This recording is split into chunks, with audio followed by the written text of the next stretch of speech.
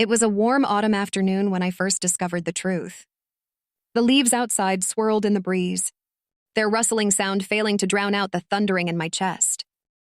I sat at the kitchen table, staring at a letter left unattended in my mother's drawer. It wasn't meant for me to find, but fate had a cruel way of unraveling secrets. The letter revealed a name I didn't recognize and a love that didn't belong to my father. For days, I felt like I was walking in a fog. My mother's laughter, once a source of comfort, now felt hollow. My father's unyielding devotion stood like a silent witness to her betrayal. The weight of the knowledge consumed me, yet I didn't know how to confront her.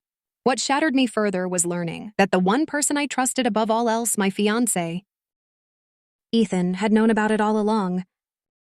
It was a quiet evening when I finally summoned the courage to confront Ethan. We were in the living room of our small apartment, the flicker of the candlelight dancing on his face. He looked up from the book he was reading, his hazel eyes brimming with concern. As he noticed my troubled expression, "I need to ask you something," I began, my voice trembling.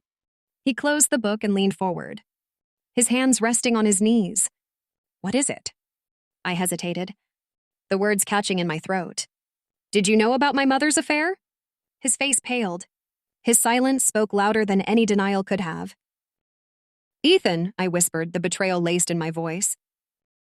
"You knew?" He sighed deeply, running a hand through his dark hair. "Yes, I knew." The air between us grew heavy with unspoken words. I felt as though the ground beneath me had crumbled, leaving me in free fall. "Why didn't you tell me?" My voice cracked under the weight of my emotions. "I didn't want to hurt you," he said, his voice barely above a whisper. "It wasn't my place to reveal something so painful. I thought I was protecting you." I stood abruptly, my chair scraping against the wooden floor. "Protecting me? By keeping me in the dark? Do you have any idea what it feels like to learn that your own mother betrayed your father, and that the man I'm supposed to marry kept it from me?" Tears welled up in my eyes, blurring my vision. Ethan stood, reaching for me, but I stepped back. "Don't," I said, shaking my head. "I don't even know if I can trust you anymore." His face crumpled, his eyes pleading. "Please listen to me. I only wanted to shield you from the pain. Your mother made a mistake, but it's not the sum of who she is. I thought it was better for you to not know." "You don't get to decide that for me," I snapped, my voice rising. "You should have told me. I deserve to know the truth." The silence that followed was deafening. I grabbed my coat and left, needing to escape the suffocating walls of our apartment. For days, I wandered through my emotions: anger, sadness, confusion. I avoided Ethan's calls and ignored his messages, unsure of what to say. Part of me missed him, but the hurt ran too deep. Eventually, I found myself standing on my parents' porch, the letter tucked in my pocket. My mother opened the door, her face lighting up with a smile that quickly faded. When she saw my expression, "We need to talk," I said, stepping inside. In the living room, I confronted her. I showed her the letter, watched as her face crumbled under the weight of her guilt. She didn't deny it. Instead, she confessed, her voice shaking as she explained the loneliness and mistakes that led her astray. "I never wanted to hurt your father," she said, tears streaming down her cheeks. "I thought I could keep it buried, but I see now how wrong I was." Her honesty, though painful, was strangely freeing. It didn't erase the betrayal, but it offered a glimmer of understanding. When I left my parents' house, I felt lighter, though the wounds were still fresh. That evening, I sat in our apartment, staring at a picture of Ethan and me. His eyes, filled with love and warmth, seemed to plead for forgiveness. He came home late that night, his face weary from worry. When he saw me, relief washed over him. "I thought you wouldn't come back," he said softly. I looked at him, my heart torn between love and hurt. "I talked to my mom." He nodded, waiting for me to continue. "She told me everything," I said. "And I realized maybe I don't hate her. Maybe I can forgive her someday." Ethan took a tentative step closer. "And me?" I sighed, tears pricking my eyes again. "What you did hurt me, Ethan. But I understand now that you were trying to protect me. even if it was the wrong way. He reached for my hand, and this time I let him. "I never wanted to betray your trust," he said, his voice trembling. "I love you more than anything, and I'll spend the rest of my life making it up to you, if you'll let me." In that moment, I realized that love wasn't about perfection. It was about navigating the messy, complicated truths of life together. "I love you too," I whispered, the words filled with both pain and hope. We stood there holding each other as the weight of the secrets and lies began to lift. It wouldn't be easy to rebuild the trust, but we both knew it was worth fighting for. As the days turned into weeks, we worked to heal the wounds left by the past. My relationship with my mother remained strained, but not irreparable.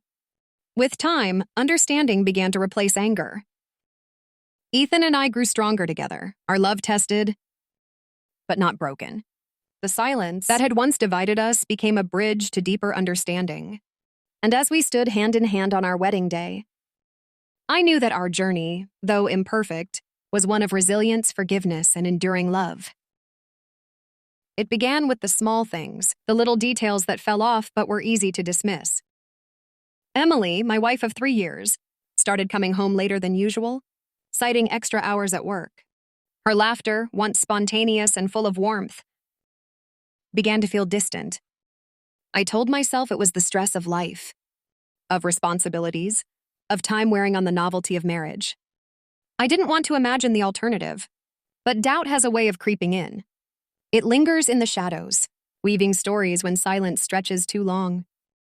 I ignored it until I couldn't anymore. One evening, she came home with a faint smile but avoided meeting my eyes. "How was work?" I asked, trying to sound casual. "It was fine," she said, her voice light but guarded. She leaned in to kiss my cheek, but her affection felt practiced, like a script she didn't believe in anymore. That night, as she slept beside me, I stared at the ceiling, feeling the weight of the growing distance between us. The next morning, while she showered, I hesitated before picking up her phone from the nightstand. I hated myself for even thinking about snooping, but something deeper, a voice I couldn't silence, urged me on. The messages I found confirmed my worst fears. They weren't explicit, but they didn't need to be. Words exchanged with someone named Michael carried a familiarity that didn't belong to a colleague or a friend. My hands shook as I set the phone down. My world, once steady and secure, felt as though it was crumbling beneath me. For days, I wrestled with the truth. I couldn't bring myself to confront her immediately. Instead, I observed, looking for signs, hoping, praying that I was wrong. But the stolen glances at her phone, the sudden plans that took her out late at night, and the emotional distance confirmed what I didn't want to believe. Finally, on a Sunday afternoon, I decided I couldn't carry the weight of the secret any longer. We were sitting in the living room, the sunlight streaming through the windows, casting long shadows across the floor. "Emily," I began, my voice betraying my nerves. She looked up from the book she was reading, her expression neutral but attentive. "Yes. I need to ask you something, and I need you to be honest with me," I said, trying to steady my voice. Her brows furrowed. "Of course. What's wrong?" I took a deep breath. "Is there someone else?" The question hung in the air, heavy and unforgiving. For a moment, I thought she might deny it, laugh it off, tell me I was being ridiculous. But instead, her face fell and she looked away. She began, her voice trembling. I didn't mean for it to happen. The words hit me like a blow. I felt the air leave my lungs, my chest tightening as I struggled to process what she'd just admitted. "How long?" I managed to ask, my voice barely above a whisper. "A few months," she said, tears welling up in her eyes. "It's not serious, I swear." It just happened." Her words felt like a knife twisting in my heart. "It just happened? Emily, we're married. How could you do this?" "I know," she said, her voice breaking. "I know I've hurt you and I hate myself for it. I didn't want to, but I felt so lost. We've been drifting apart and I didn't know how to fix it." Her confession felt both like a betrayal and a cry for help. My mind raced with memories of our life together. The laughter, the dreams we had shared, The vows we had made. It all felt tainted now, a lie wrapped in the guise of love. I gave you everything, I said, my voice shaking. I trusted you. Was that not enough? She reached for my hand, but I pulled away. It wasn't about you, she said, her voice desperate. It was about me. I was confused, and I made the worst mistake of my life. Please, Alex, I'm begging you to let me make it right. Her words lingered, but the pain in my chest was unbearable. I left the house that day, unable to look at her, unable to think clearly. For weeks, I stayed with a friend, trying to make sense of the betrayal. Nights were the hardest. The memories of our shared moments haunted me, and the silence was filled with questions I couldn't answer. Was our love a lie? Could I ever forgive her? Emily reached out every day, sending messages, leaving voicemails, pleading for a chance to talk. She admitted to her mistakes, begged for forgiveness, and promised to do whatever it took to rebuild what we had lost. But trust, once broken, isn't easily repaired. Eventually, I agreed to meet her. We sat across from each other in a small cafe, the space between us feeling like a chasm. I'm not here to make excuses, she began, her hands trembling as she held her coffee cup. I just want to tell you that I'm sorry. Truly sorry. I know I've hurt you in a way that may never heal, but I love you, Alex. I always have, and I'm willing to do anything to fix this, to fix us. Her words were earnest, her pain evident. But I couldn't ignore my own feelings. I don't know if I can trust you again, I said honestly. I understand, she said, her voice steady despite the tears in her eyes. But I'm asking for a chance to try. I'll go to therapy. We'll go to counseling, whatever it takes. Just please don't give up on us.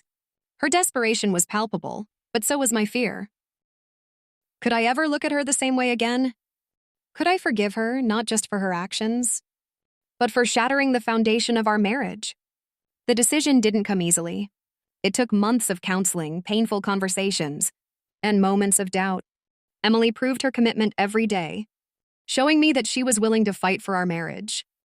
Slowly, the walls between us began to crumble. Forgiveness wasn't an overnight process, and trust didn't return instantly. But as time passed, I began to see the woman I had fallen in love with again. Not perfect, but human. Her betrayal didn't define her, and my pain didn't define us. 3 years later, as we stood hand in hand on a quiet beach, watching the sunset, I realized that love is not just about the good times. It's about weathering the storms, facing the brokenness, and choosing each other despite the scars. Our marriage wasn't the same as it had been before, but maybe that was okay. We had rebuilt something stronger, something more honest, and in that, I found a kind of peace I hadn't thought possible. It's strange how one moment, one choice, can change everything. My life wasn't perfect, but it was mine. I had a loving family, a job that paid the bills, and dreams that kept me going. But one mistake, one misstep, was all it took to tear it all apart. I still remember the night it happened. It was a chilly autumn evening, the kind where the air bites your skin, and the streets seemed quieter than usual. I had just finished a long day at work, my mind clouded with stress. Deadlines were looming, and the pressure to succeed felt like a weight I couldn't lift. That night, my friends convinced me to join them for drinks. Just one, they said. It'll help you unwind.